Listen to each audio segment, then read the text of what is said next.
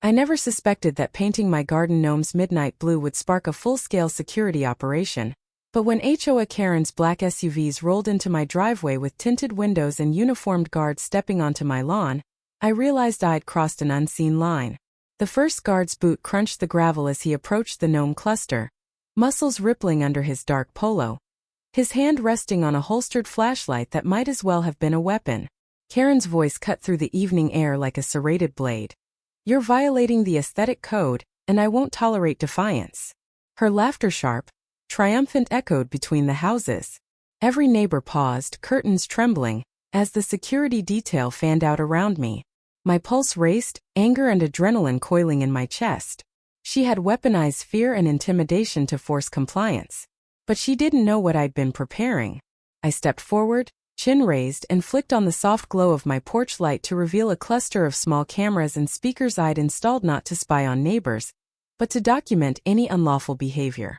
The guards stiffened, glancing at each other in confusion, their rehearsed menace crumbling under the weight of recording lenses.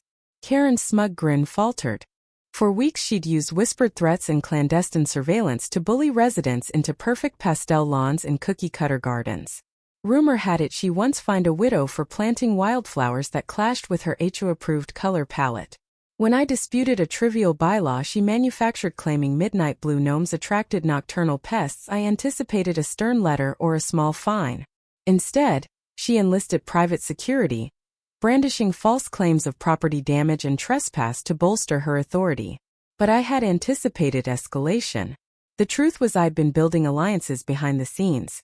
Neighbors fed up with her petty tyranny, local journalists hungry for injustice, a retired detective who lived 3 doors down.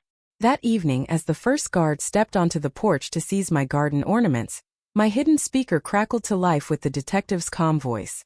"This is lawful documentation of trespass. Please step back." Confusion rippled. The guard hesitated, then withdrew.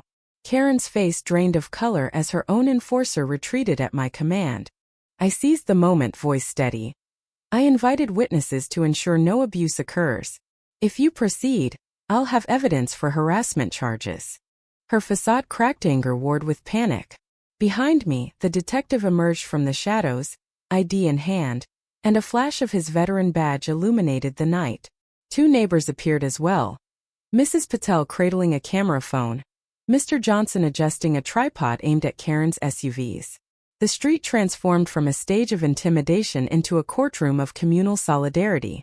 Karen's security team exchanged uneasy glances, weighing orders against legality. The second guard, younger and uncertain, stepped forward as if to protect her dignity, then looked to his partner and shook his head. Without a word they climbed back into the SUVs, engines growling to life. Karen's scream of frustration bounced off the stucco walls, disintegrating with each revving tire. In that electrifying moment, I realized the greatest power lay not in bylaws or badges, but in truth shared and witnessed. Neighbors emerged, drawn by the spectacle. Teenagers on skateboards, elderly couples in rocking chairs, families clustering on driveways. Their eyes, once wary or indifferent, now shone with recognition. We had allowed one person's obsession with control to poison our community. As Karen's SUVs disappeared down the lane, the hush gave way to applause, cheers, and the spontaneous ringing of bike bells. My midnight blue gnome stood sentinel in the porch light, symbols of unorthodox defiance turned triumph. But the plot's twist unfolded when the retired detective revealed he'd recognized Karen's security contractor as a former colleague involved in a scandalous evidence tampering case. He produced court documents proving their firm had been banned from law enforcement contracts for unethical practices. The revelation ignited fresh gasps. Karen's attempt to cloak herself in authority now lay exposed as a veneer over corruption. My phone buzzed with texts from local reporters. "We'll be there at dawn." By sunrise, Maplewood Lane's story splashed across front pages. HOA gone rogue, community uprising, security firm blacklisted. Karen's own letterbox overflowed with citations and subpoenas before she'd even had her morning coffee. In the days that followed, the HOA board convened an emergency meeting. Karen, stripped of her security detail and credibility, pleaded for forgiveness, claiming mental strain and misunderstanding. Neighbors listened in stony silence as she recounted her grievances. Then Mrs. Delgado, the same woman whose wind chimes once clashed with Karen's aesthetic, stepped forward. She read a petition signed by 79% of residents demanding Karen's removal and a full audit of HOA finances. The hall erupted in supportive murmurs. Karen's tears of desperation fell on closed ears. I watched from the back of the room as the board voted her out, her black SUVs replaced by community volunteers wielding pruning shears and paint rollers to restore Maplewood Lane's color palette to a palette of true belonging. My gnomes remained midnight blue, proud and unrepentant. In the final scene, as dusk painted long shadows across the street, I slipped a note beneath Karen's vacant letterbox. Power without empathy is tyranny. I walked away knowing the gnome, small, defiant, and bold, would stand as a reminder that courage often comes from the most unexpected guardians. Now it's your turn. Was I right to escalate the confrontation and expose Karen's corruption? Or did I cross a line by turning my neighborly dispute into a public spectacle? Share your verdict, right or wrong. The night air settled over Maplewood Lane like a velvet cloak as the street's residents, still buzzing from Karen's ousting, drifted back to their homes under a canopy of soft porch lights. Behind closed doors, conversations hummed with excitement and relief. Neighbors no longer whispered about the next petty fine, but laughed about shared barbecues and impromptu block parties. In the days that followed, I found myself swept into a whirlwind of new responsibilities. Drafting updates to the HOA charter, consulting with the county commissioner on best practices for community governance, and fielding heartfelt messages from residents who felt empowered for the first time in months.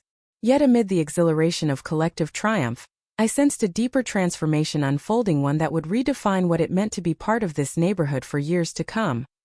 Each morning I walked past my midnight blue gnomes, now dusted with dew and crowned by the rising sun, and I was reminded that small acts of defiance can bloom into movements of change.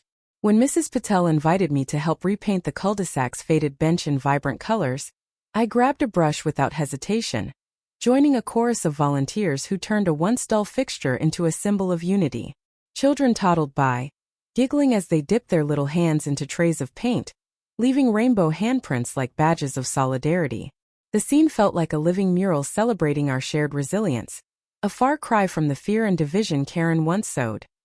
Meanwhile, the local news vans packed up their cameras, having captured enough footage of Karen's downfall to fill multiple segments. Reporters hailed Maplewood Lane as a case study in citizen activism, ordinary people standing up to abuse of power and reclaiming their streets.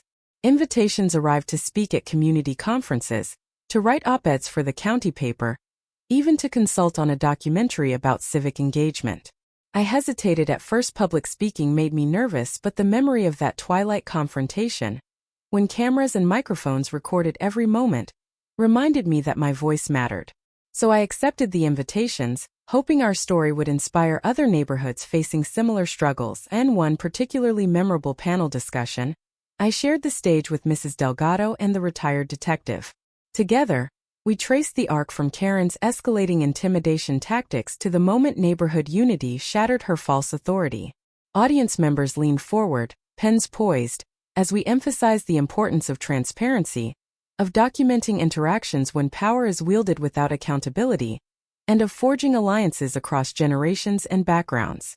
When the moderator opened the floor to questions, a young man asked, "How did you keep faith when Karen seemed so unstoppable?" I glanced at Mrs. Delgado, her eyes still bright with the conviction that justice would prevail, and replied, "We believed in each other."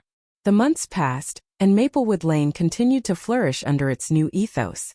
The HOA board, reconstituted with compassionate leaders, instituted monthly listening sessions, where residents voiced concerns without fear of retribution.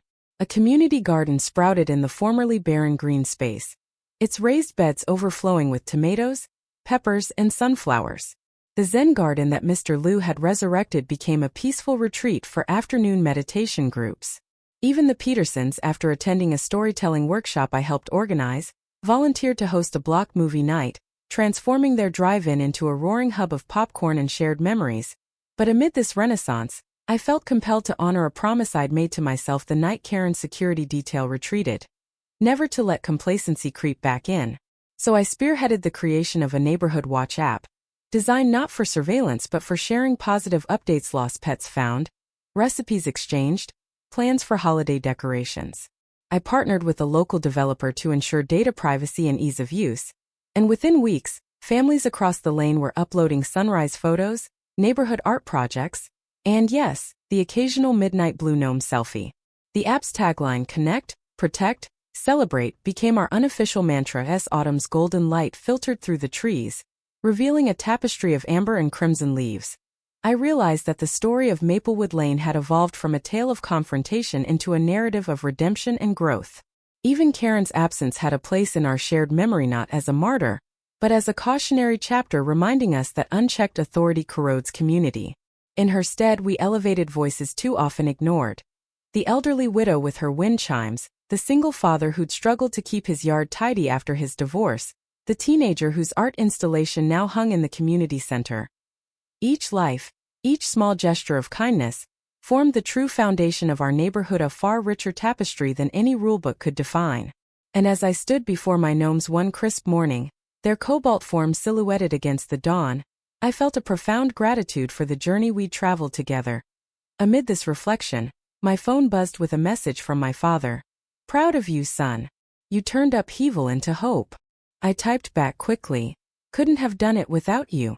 And in that moment I knew our story would endure, an everlasting testament to courage, unity, and the power of ordinary people to rewrite their own fate. Now that Maplewood Lane thrives on respect and compassion instead of fear, I leave you with this final question. In a world where power often goes unchecked, when is it right to escalate a dispute and expose corruption, and when might a quieter path serve the greater good? Share your verdict, right or wrong.